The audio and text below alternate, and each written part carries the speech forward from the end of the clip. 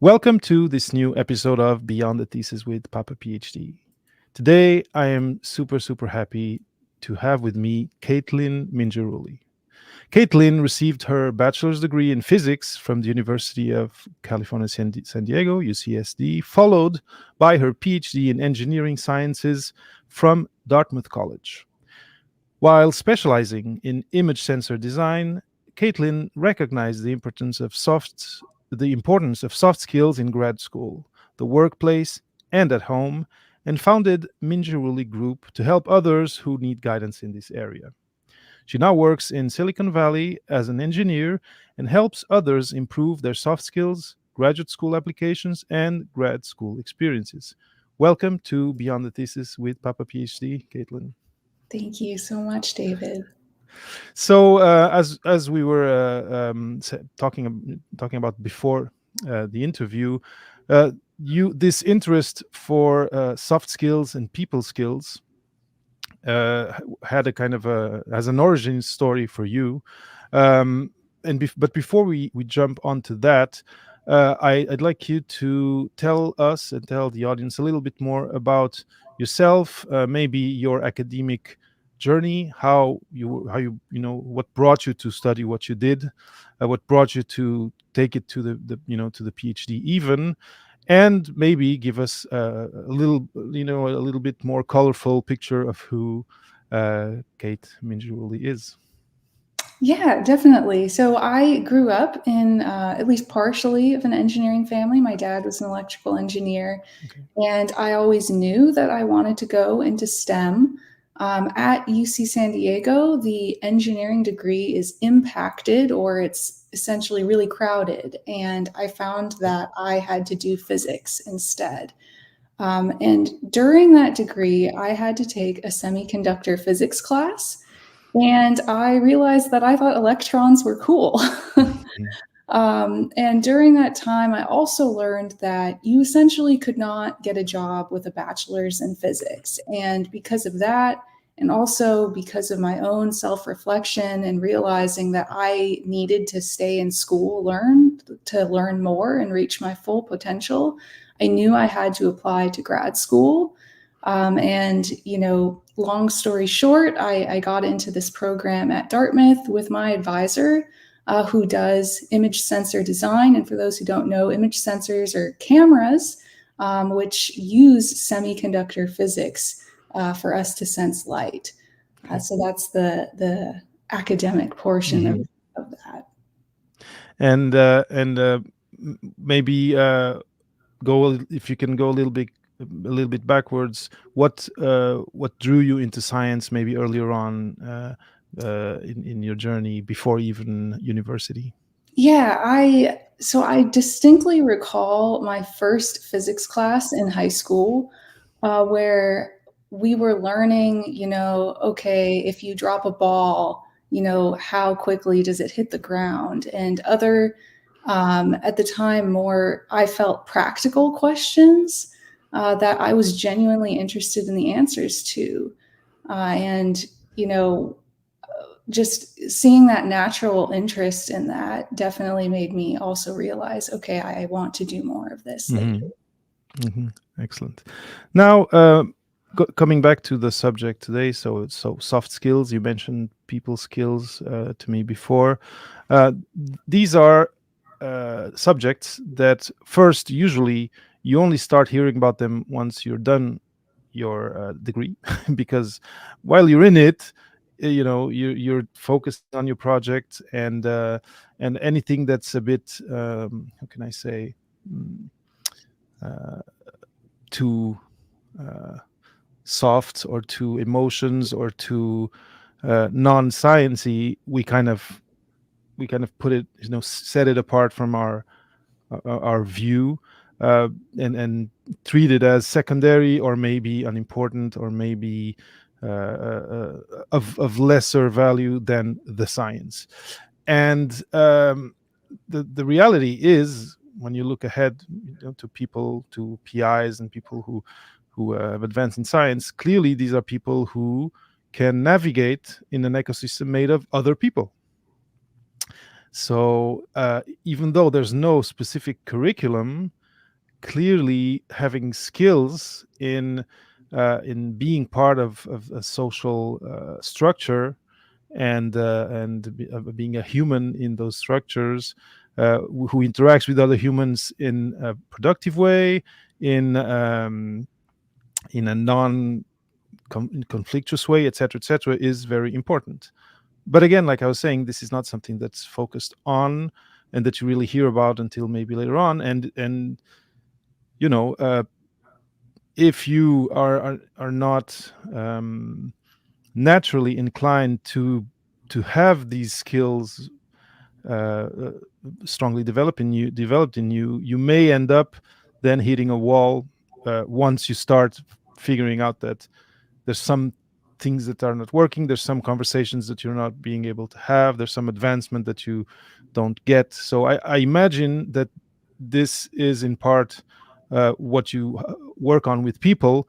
But uh, what I'm really curious about is, it feels to me like physics and engineering and social skills and soft skills are kind of two separate continents. Yet here you are with, bridging the two, and I'd really love to for you to kind of uh, tell us from your point of view first what started to uh, make you gravitate towards thinking that this was important, and then what led you and how you started developing what you're doing today with the Minjruli group. No, you're absolutely right.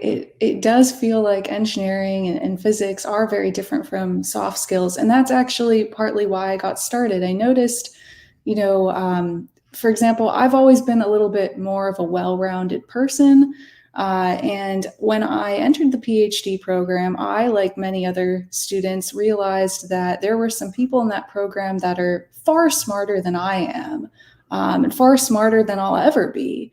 But they were very specialized. They were very good at, circuit design. They were very good at, biomedical imaging. But outside of that, not so much. And I realized that that sort of niche knowledge was actually hurting their degree because they'd have issues with their advisors, for example, or their lab mates that really held them back. And so as I was experiencing challenges of, any other typical PhD student, I was realizing for myself how important soft skills were. And so when I looked at these other students who definitely didn't have them, I just sat back and thought, wow, how can they do this? I'm struggling. How are they managing? And so that's kind of how all of this started. I realized that there is a difference, especially for people in the hard sciences, on not necessarily recognizing that importance. And then when they do recognize it, they say, well, gee, how do I get better? Hmm. And you mentioned, for example, difficulties in the relationship with your supervisor. Can you give other examples of obstacles that people are hitting, walls that people are facing in terms of this lack of soft skills and social skills, training maybe, but also know-how and maybe instinct. What are the like typical issues that people have that you feel block them in their advancement, be it in their project but also later on in life? Well, that's a great question. I would say the number one issue people have that I've seen is they just kind of get stuck in their heads a little bit, and they think, okay, if I do well on this project, if I do well on this assignment, everything is going to be fine.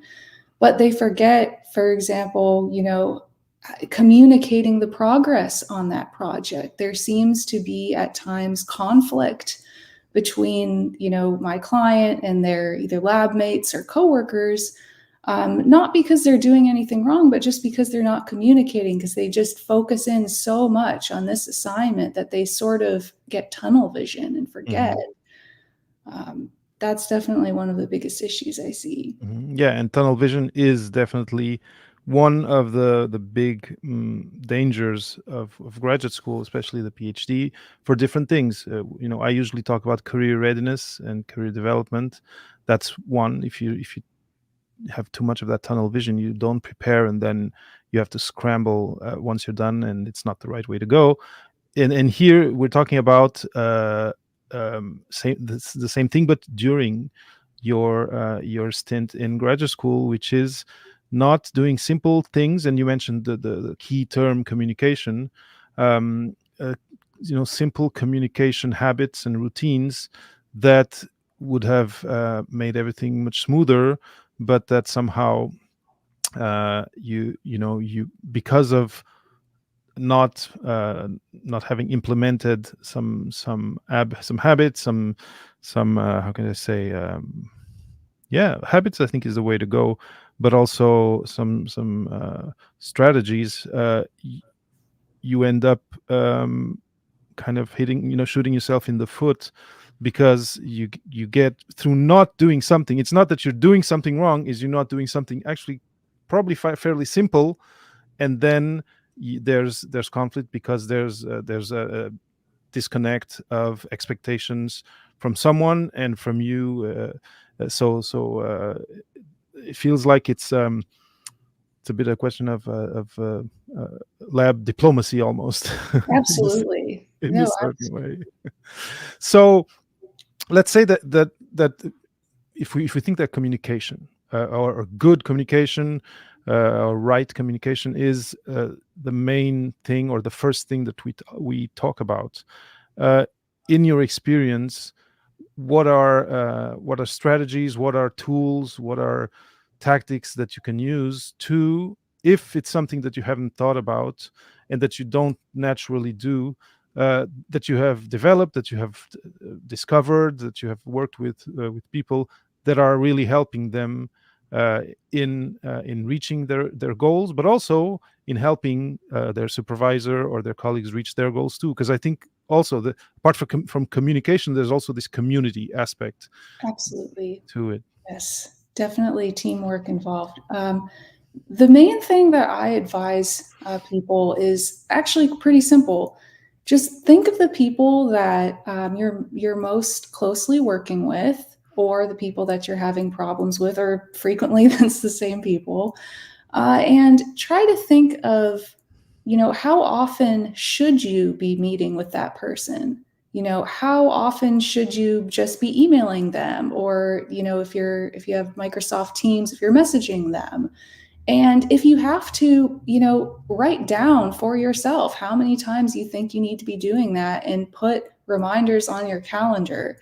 And some people ask me, well, I don't know how often I need to communicate with these people. And one of the things that I suggest is, try, okay, once a day, or, a couple times a week. And if that doesn't work, alter your calendar. But the other thing that I also suggest is saying, hey, is that person likely to reach out to you?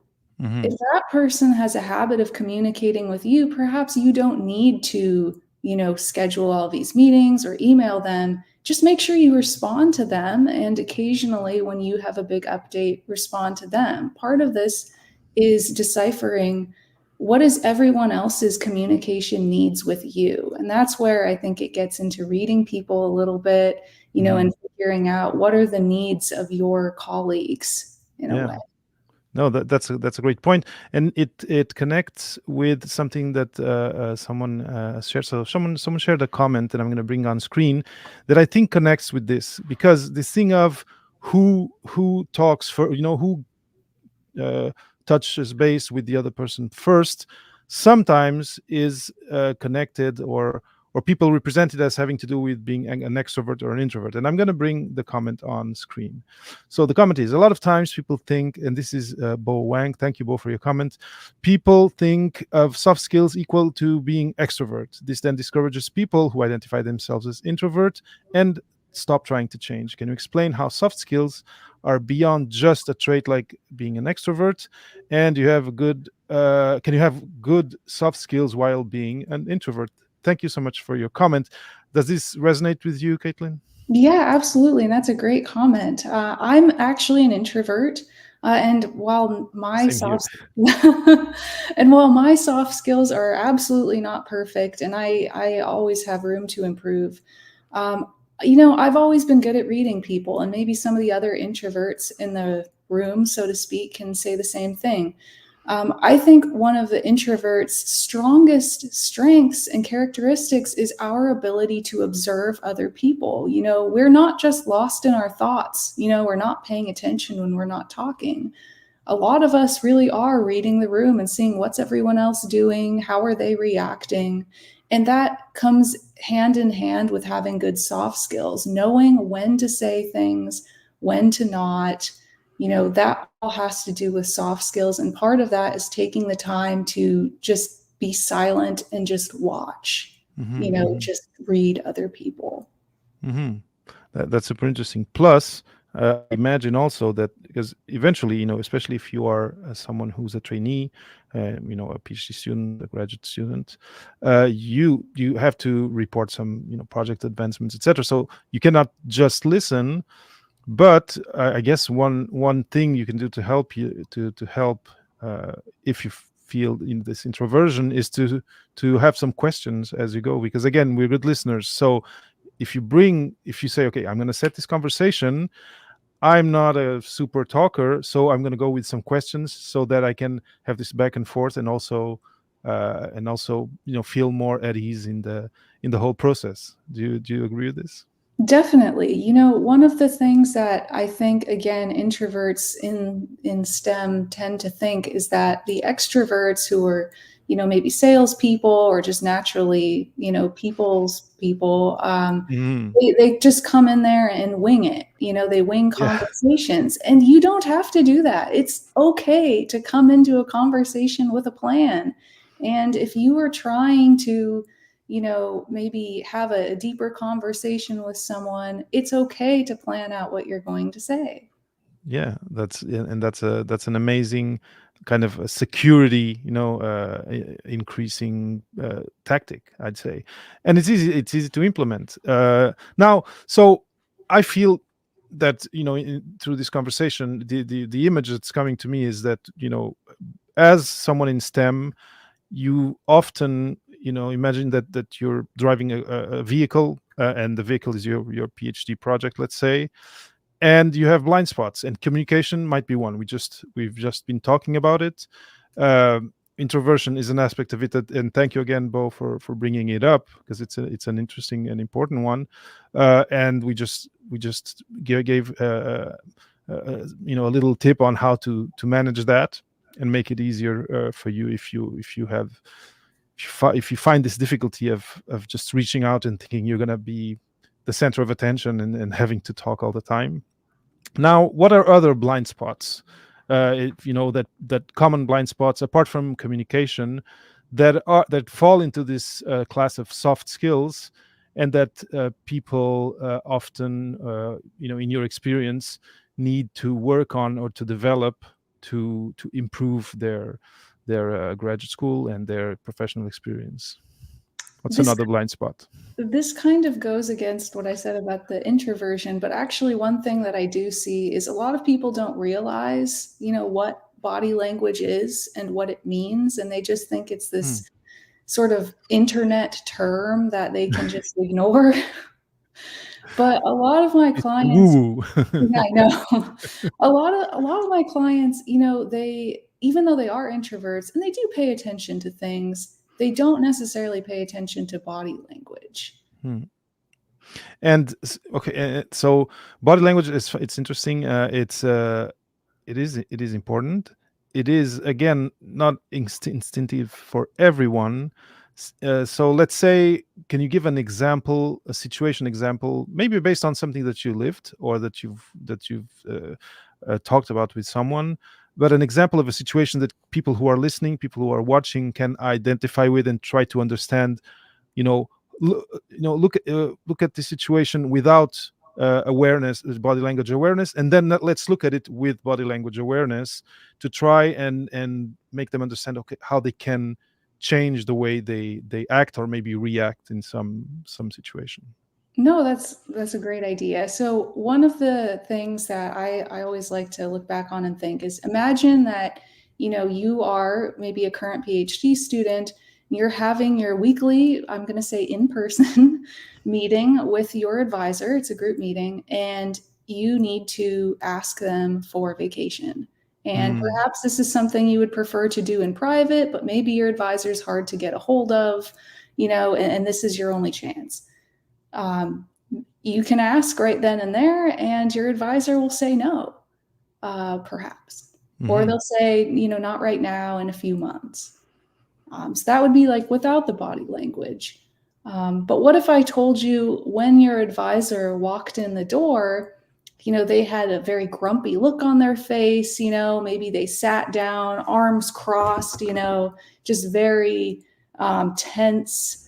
Throughout the meeting, your lab mates are giving your advisor bad news. Their experiments didn't work. Your advisor is getting progressively more and more agitated, and now you ask for vacation. Yeah. So situational awareness. Yes. Excellent. Uh, that makes total sense. And I could, you were telling it, and I could kind of relive it, by thinking of my lab when I was in it.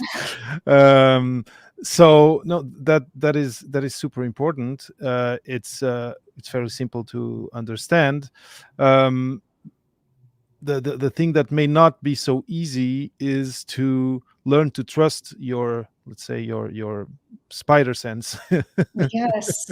For that, is there, are there, maybe for someone who, for whom you just said that and they're like, yeah, but how do I'm, you said you said you said of yourself, you said, I'm good at reading people, but someone who may identify as not being a good people reader, uh, are there easy telltale signs that are kind of common and that you can share, that are like warning signs of, okay, today is not a good day?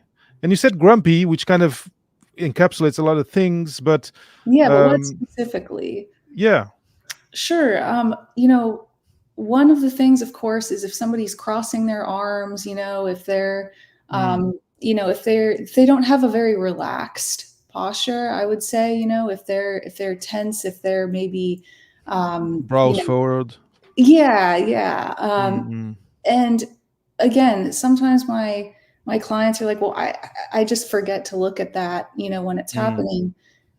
Two of the things that I recommend, one is tune into yourself. And when you're in a good mood or a bad mood, try to think of, gee, how am I holding myself? How do Mm. I look? How am I sounding?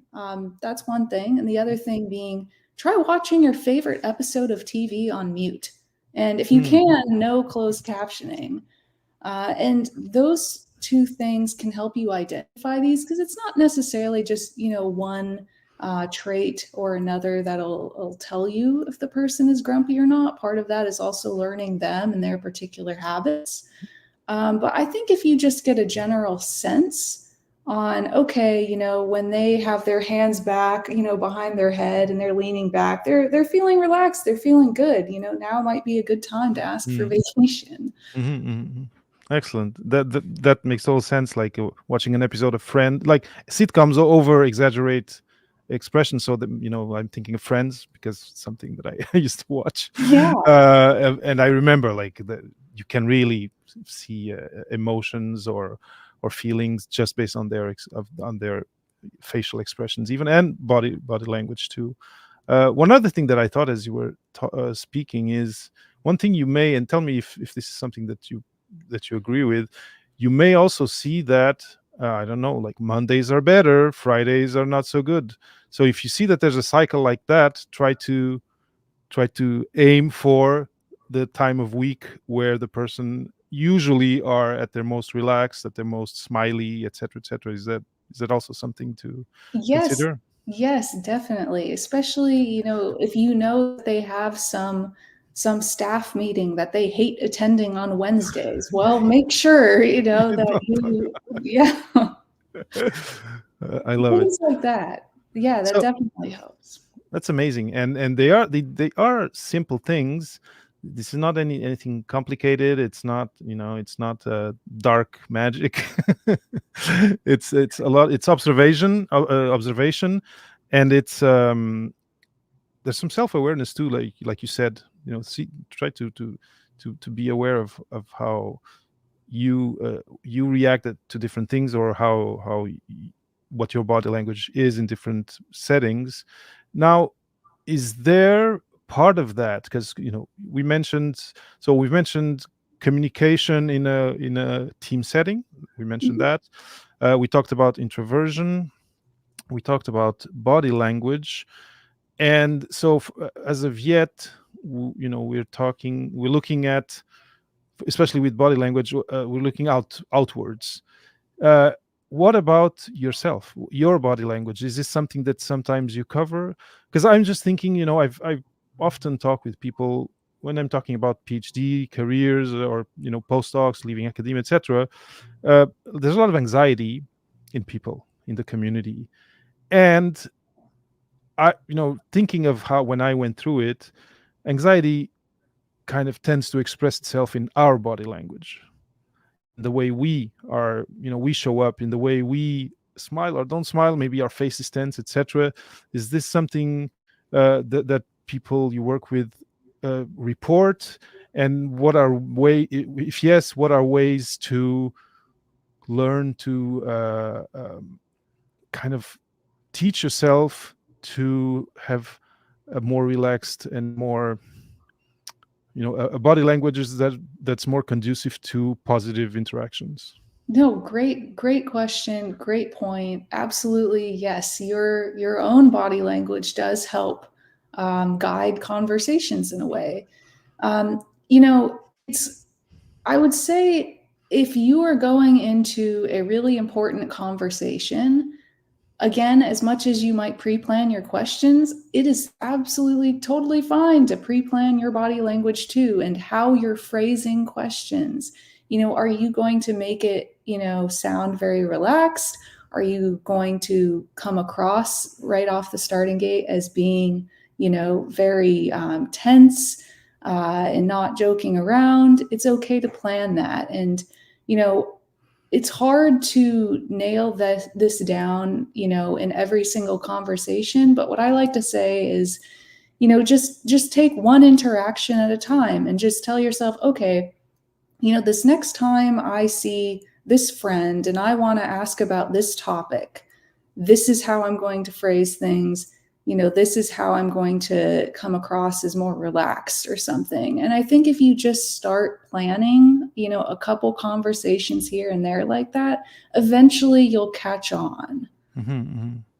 And is there any way or technique that you share to maybe relax before a committee meeting, or also uh, that's okay? I don't want to compound a lot of questions with these two. So relaxing and trying to make your body be from the inside more relaxed before, like, a stressful meeting. That's one. And the other one is, if you're prone to negative self-talk, also kind of diffuse that, and find a way to not let that influence negatively these interactions. For me, I mean, it's kind of two in the same. I like to talk with people, beforehand, who I trust, that, know me and have faith and confidence in me. I also like to listen to more empowering, happy music, or if you find some soundtrack that just like really inspires you or something, or it really calms you down. I'm a very audio oriented person. I also like to try to distract myself a little bit beforehand, not think too much of it. Mhm. If that means stress cleaning briefly or stress baking, any of that would work. Excellent. So again, this part of it, it feels like a lot of this is knowing yourself, and this is it. So know if you know your triggers, to know what helps you diffuse them. And it could be, like you said, stress cleaning. I love I love the example. And now, we've talked about communication. We did again cover a little bit about introversion and how to kind of prepare and mitigate that. We've talked now about body language. Is there any other like main obstacle you that people come and share with you and that you approach with them, apart from these that we've talked about? I mean, I think this last one would fall into the category that you just asked of how do you handle things, but a lot of Hmm. clients struggle on phrasing Hmm. um, of questions and their responses to other people. And I do think that there's an art that, of course, everyone is still working on, even myself, of how do you phrase certain questions or responses, especially if maybe you're giving a more negative response or you're trying Hmm. to ask, hey, can you do this instead of that? Hmm. Can you give an so you gave the example of can I take some vacation? That's a big Yes. one. But can you give one or two examples of bad phrasing, good phrasing in something that will resonate with people, maybe based on your experience or on people that you've crossed paths with? Sure. So, one of my friends actually had a situation in which she really did not appreciate the way her advisor had given her feedback. Mm. She felt that the criticism was not helpful, and so one bad way to respond to that would be something like, you know, can you stop? You Mm. know.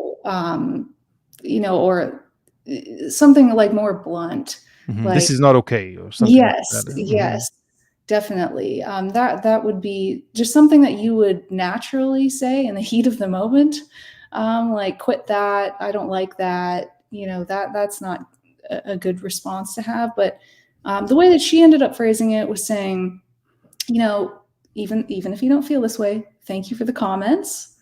Can you please be more specific on what I can improve?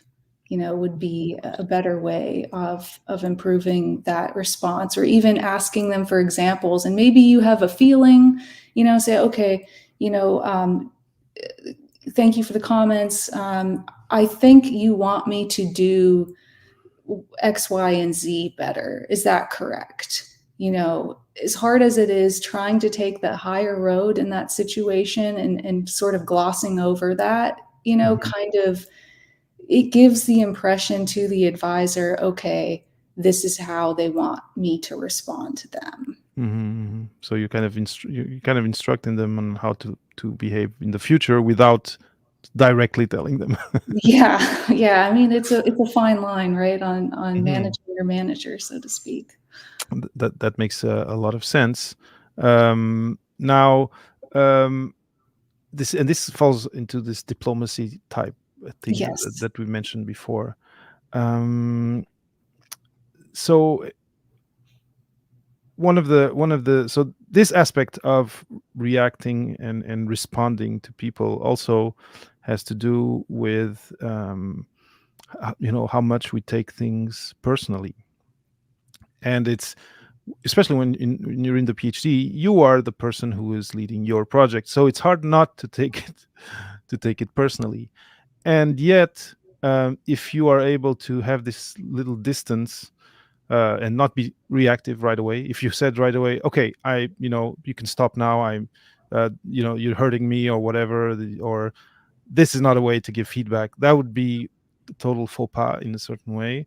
Um, that being said, uh, this is not a free pass for bad behavior in academia. What we're still talking about people having cordial, although maybe awkward but cordial and respectful interactions, right? Because Yes. there we know that there are things that are outside this spectrum or this purview. Um, so it feels to me that when when we talk about people skills, and this is also something that hits introverts the wrong way. It feels like when you say people skills, when I say it, my instinctively I see people outside of me and a bunch of them that I need to deal with, and I'm an introvert.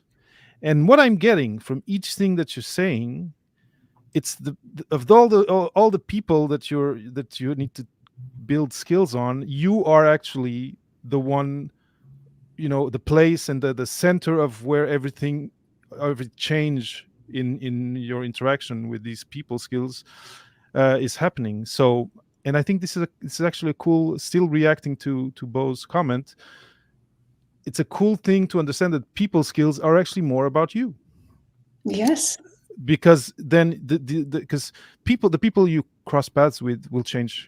You'll have a set of people in graduate school, then you'll go past that, you get into your first job, it's going to be a set of people, another set of people, and then you'll change jobs, etc. But the only constant thing throughout is you.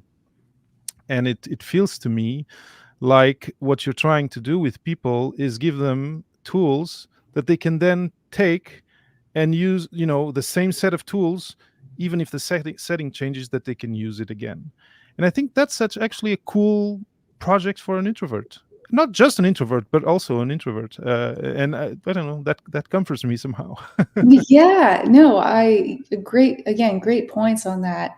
One of the things that, again, and this is coming from my, nerdy scientific mind, I suppose, is I also like sort of experimenting to say, okay, can I make this person open up to me? And that was actually a project I had, mental project, of course, with one of my lab mates, for about 2 years. Oh, wow. I was like, how can I befriend this guy? Hmm. And, just with, again, me trying to help him be comfortable around me, giving him the tools to feel comfortable around me. And, lo and behold, we're great friends to this day. And I have great memories, from that little experiment, as well as, of course, after. Um, Hmm. so you're definitely right. It is about you helping the other people. That's very, very cool. Now we're getting to the end part of the interview, and there's two things that I'd like to ask about. And the first one is has to do with what I just mentioned, which is eventually you leave graduate school, right?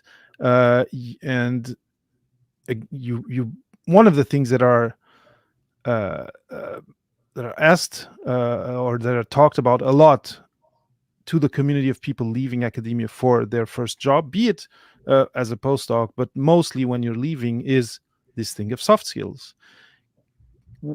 Can you share a little bit about how people can find uh, uh, points to communicate with someone outside of academia, in terms of what soft skills do I bring as a PhD to this industrial or to this governmental domain that is not the one, that I come from. I come from academia.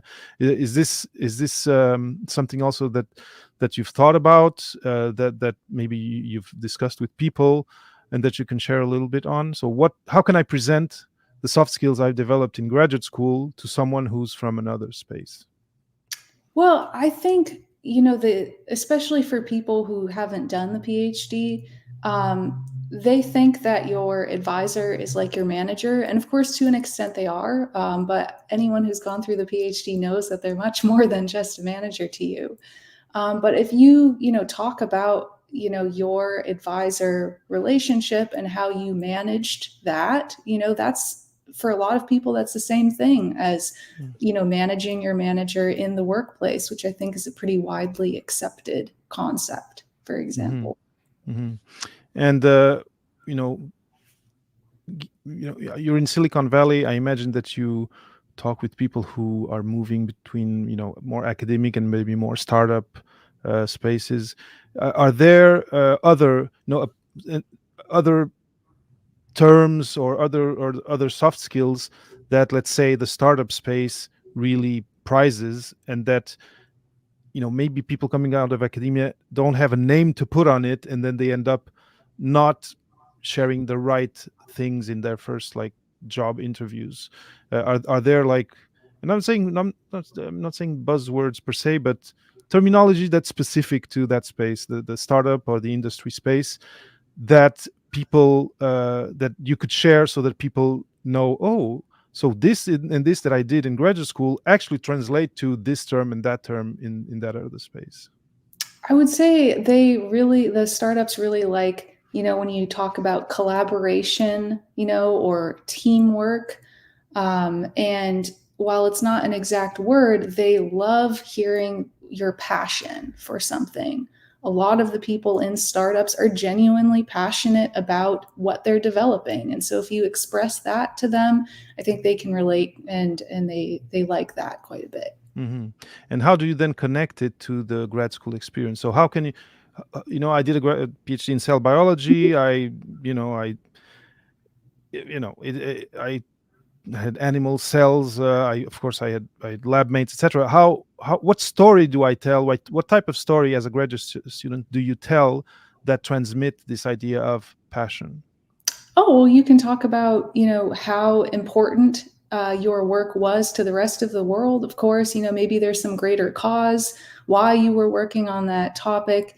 You can talk about how you enjoyed working, whatever it was, in the lab, or, you know, um, developing experiments or something. And you can also talk about how you enjoyed working with your lab mate to set up experiments or analyze it. Just, I would say, being authentic in your passion and joy for your research. As difficult as the PhD is, I'm hoping there is some aspect of it you do like. Hmm. And feel free to talk about those genuinely with startups. Hmm. Okay, so the impact and you kind of talk about your motivation of why you spent these 5 6 years or whatever in this project. That Yes. that totally makes sense. Um, Now that we're reaching the end of the interview, well, one thing I want to ask is uh, if people want to reach out to you. There's some links here that people who are watching on video can see. They're shortened links for webinars that you are providing. Can you talk a little bit about these webinars, and maybe for the people who are listening on audio only, share how they can also go learn about that? Yeah, I'm having two free webinars coming up. One will talk about how you can apply to graduate school. If you start on October 1st, how can you finish on time? And of course, do it successfully. And the second webinar, I am talking about the PhD advisor student relationship and how that evolves throughout the degree. If you're a prospective or current PhD student, that would be really helpful. And you can find information about both of these events on my website on mingirulligroup.com. So that's MINGIRULLI group.com. Perfect. And that those links will be in the show notes, of course, when we launch the podcast. Now, just give me a second to. There was an idea that I had a few minutes ago, and that escaped my mind, and I'm trying to recover it, but I think it's gonna be for another conversation.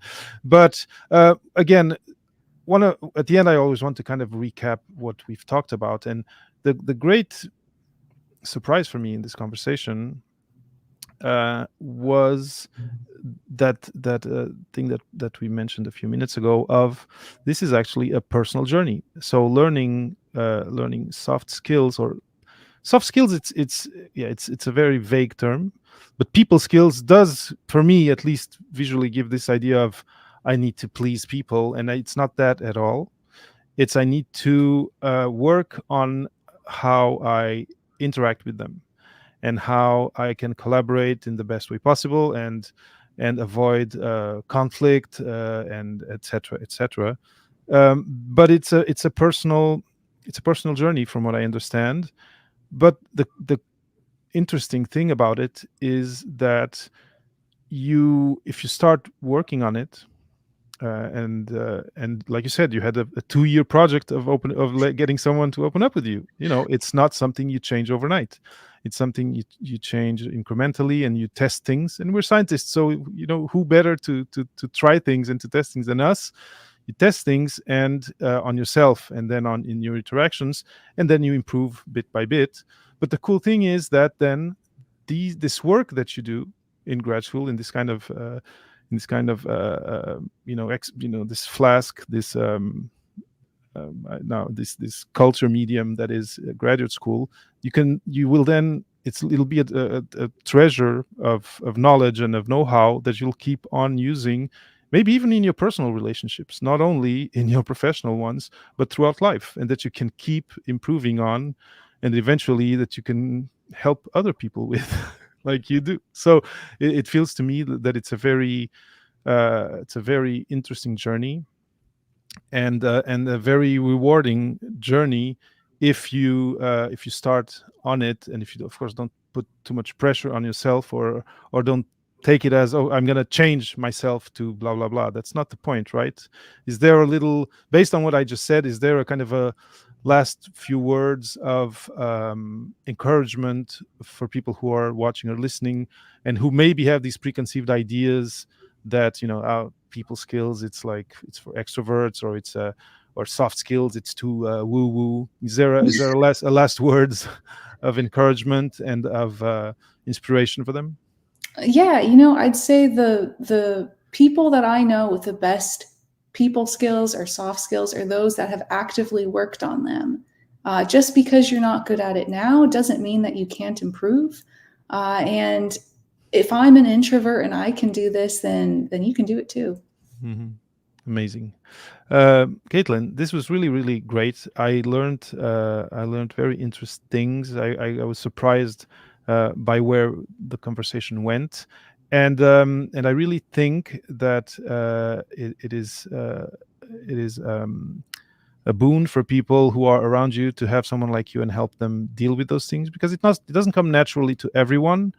Often the academic environment is not conducive to uh, even considering investing some time in these things, and having someone who can help and who can kind of, shepherd you along, and mentor you in a certain way to then build these skills that can serve you throughout your life. It's really a great boon. So I think it's also, and I'm also, I feel grateful for the community that you are out there sharing this knowledge, and offering these services. So thank you for that too, and thank you for being on the show. No, thank you so much for your kind words. I really enjoyed the conversation, and I think I learned just as much as you did here. Thank you, David. Amazing. Well, that's a perfect outcome for an interview then. Excellent. Caitlin, so this is it for the recording. I'm going to end the stream. I'm going to thank people who are online, and again, thanks, Bo, for your question. It's always great to have live questions from the audience, and yeah, to let you know that any future interviews again will be posted on LinkedIn and YouTube. Maybe one novelty is that I have just created, and we're starting to build it up, a community on a platform called skool.com, skool.com. If you go to skool.com/papa phd, we're right now a small community, and it's all people who are in this moment of reflection about what's my career going to look like after my PhD. Some are at postdoc level, some are actually more mentors, so they have a career already in a certain domain. But it's a place where you can have access to me, and where I'll be super super glad to welcome you and to talk with you directly, which through a podcast it's not exactly the same. And yeah, that's the new thing for the season 6. And so thank you all, and see you on the next live recording of Beyond the Thesis with Papa PhD. See you soon.